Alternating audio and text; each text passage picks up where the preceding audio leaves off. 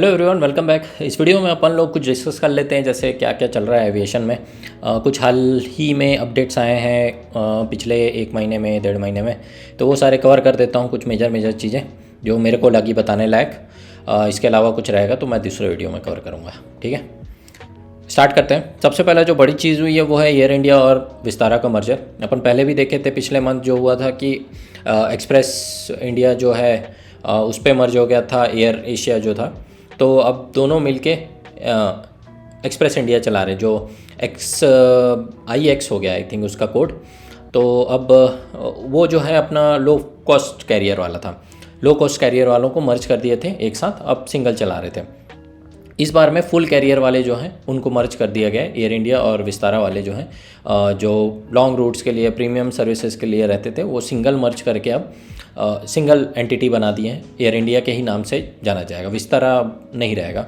Although अभी flights हैं, मैंने तो देखा है, उनको कम्प्लीटली ऑब्सोलेट नहीं किए हैं। उनका कहना है, उनकी वेबसाइट में देखा मैंने कि एक्सपीरियंसेस सेम रहेंगे, बस उनका जो कोड है वो चेंज हो जाएगा। UK से अब AI हो जाएगा।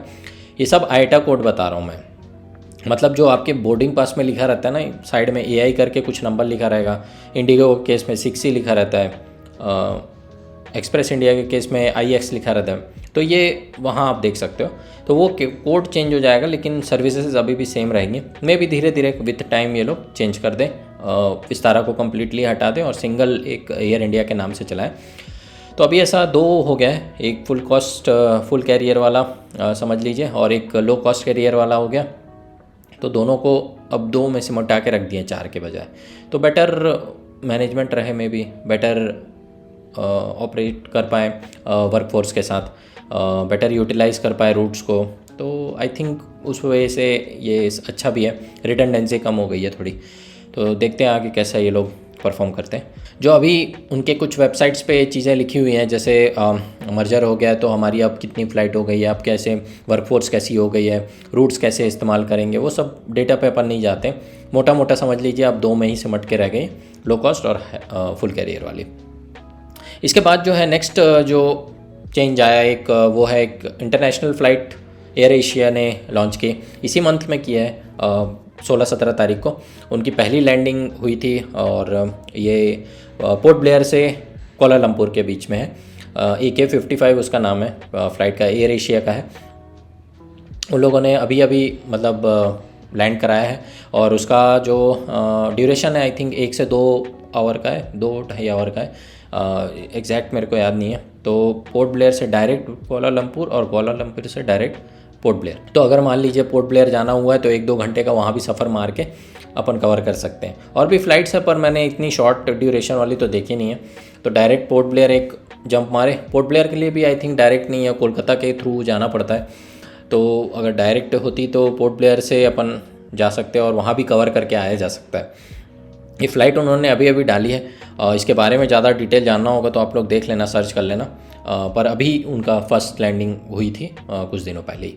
फिर उसके बाद वुमेन इन एविएशन का एक इवेंट हुआ है, जो अवार्ड सेरेमनी टाइप का है।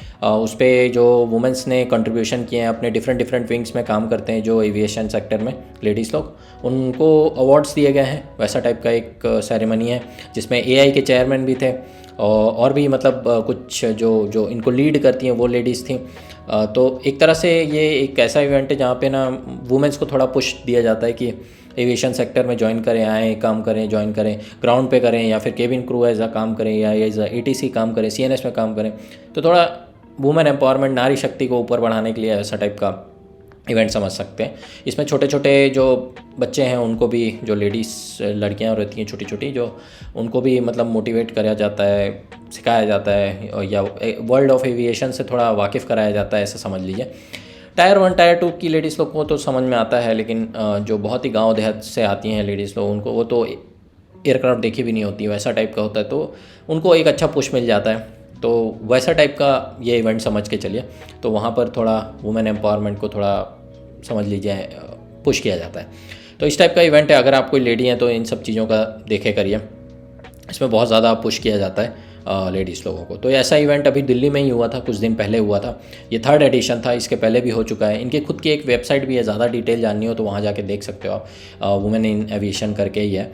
तो वहाँ पर जितने भी ये लोग इवेंट्स कवर करते हैं, कुछ भी हुआ है तो इनके आर्काइव्स में है इनके आर्टिकल्स, वहाँ जाके आप इनके बारे में पढ़ सकते हैं।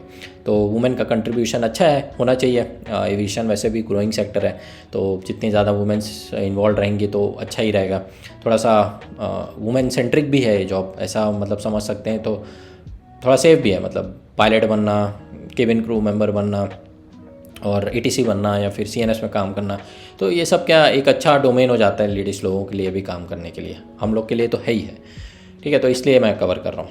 तो ऐसा इवेंट हुआ था, ज़्यादा डिटेल पढ़ना हो तो पढ़ लेना।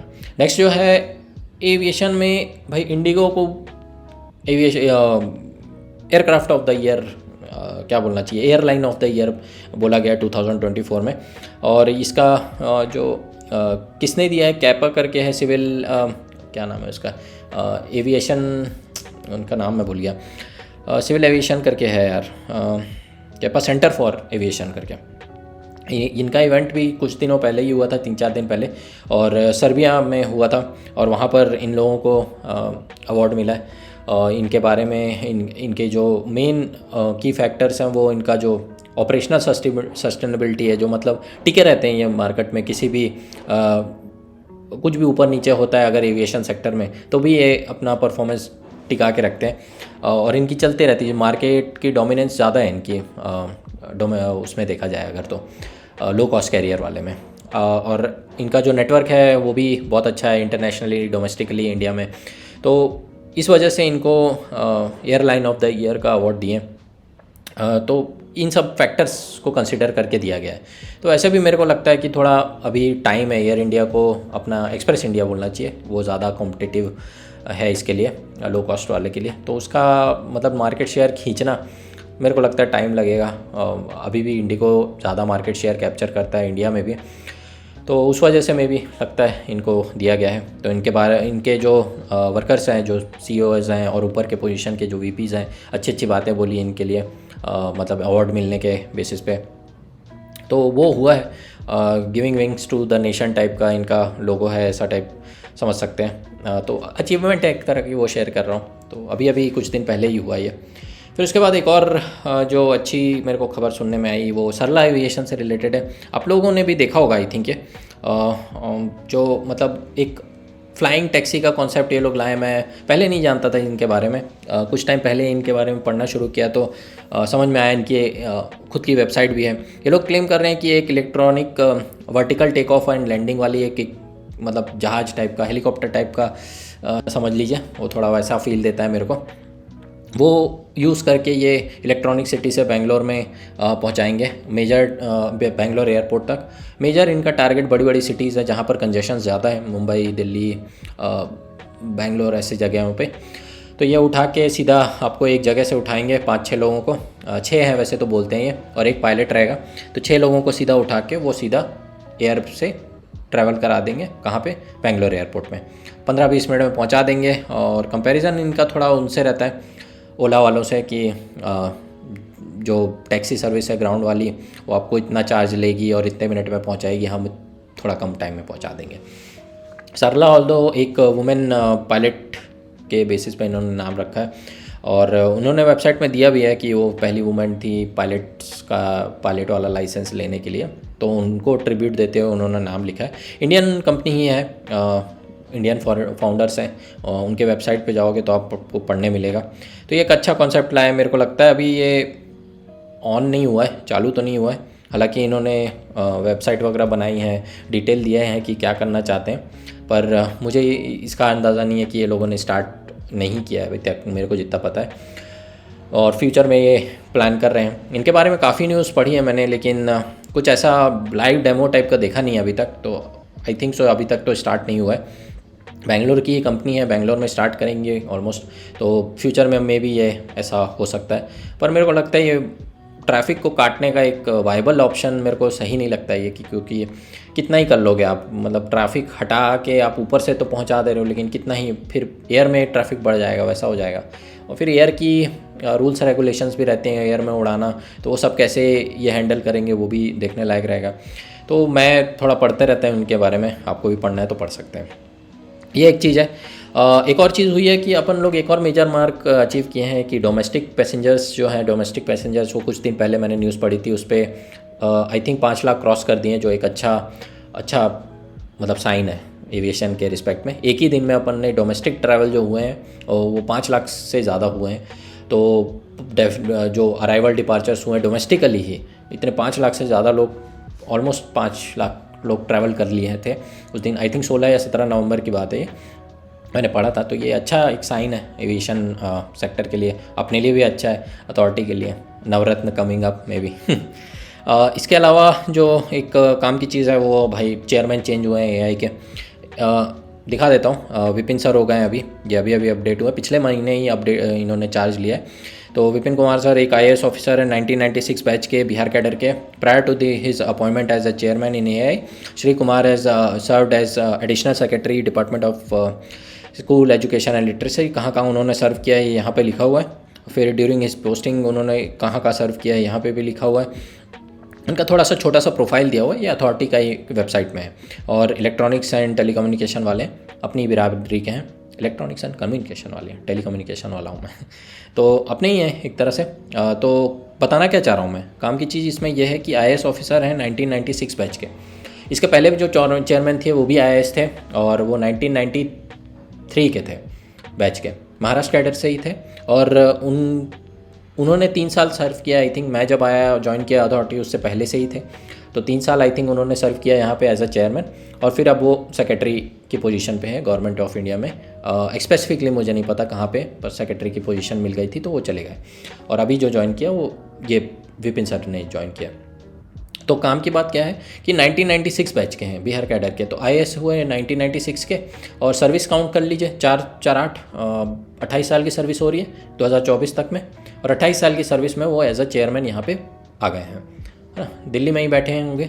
और इसमें काम की चीज़ ये है कि एज एन IAS उन्होंने 28 साल सर्विस की और एज अ चेयरमैन वो यहाँ पे आए हैं AI में।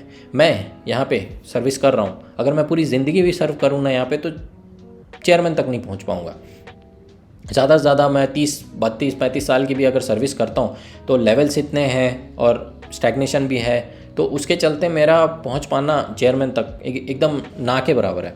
मैं ज़्यादा से ज़्यादा पहुँच गया, मान लो जॉइंट GM बन गया, उससे ऊपर GM बन गया, ज़्यादा से ज़्यादा उससे ऊपर तो नहीं जा पाऊँगा। ED मेंबर, फिर उसके बाद चेयरमैन आते हैं। तो इतनी ऊपर की पोजीशन आपको सिविल सर्विसेज के थ्रू मिल जाती है। ये डिफरेंस होता है UPSC के पोजीशन में और PSUs के पोजीशन में। आपको एक बहुत बड़ा जंप मिल जाता है, प्रमोशन एस्पेक्ट्स आपके अच्छे हो जाते हैं सीनियर लेवल पे, और हैवी पोजीशंस मिल सकती हैं आपको, डेपुटेशन मिल सकते हैं। बहुत डिपार्टमेंट मिनिस्ट्रीज़ में आप स्विच मार के 28-30 साल की भी सर्विस ले लो अगर, तो आप सीधे चेयरमैन की किसी पोजीशन पे पहुंच जाएंगे, जो कि पॉसिबल नहीं होता है PSUs वगैरह की जॉब में। तो ये एक डिफरेंस बताना चाह रहा हूँ, चाहे इंजीनियरिंग सर्विसेज हो, चाहे सिविल सर्विसेज हो, UPSC के थ्रू आपको ये बेनिफिट तो मिलता है कि आपके जो कैरियर एस्पेक्ट्स हैं वो बेटर हो जाते हैं।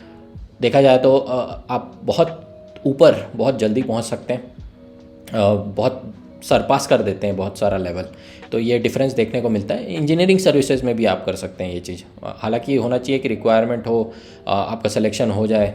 थोड़ा सा IAS ज़्यादा मतलब प्रेफरेबल रहते हैं, पर भी इंजीनियरिंग सर्विसेज में भी आप डिफरेंट डिपार्टमेंट्स में एज अ हेड जा सकते हैं।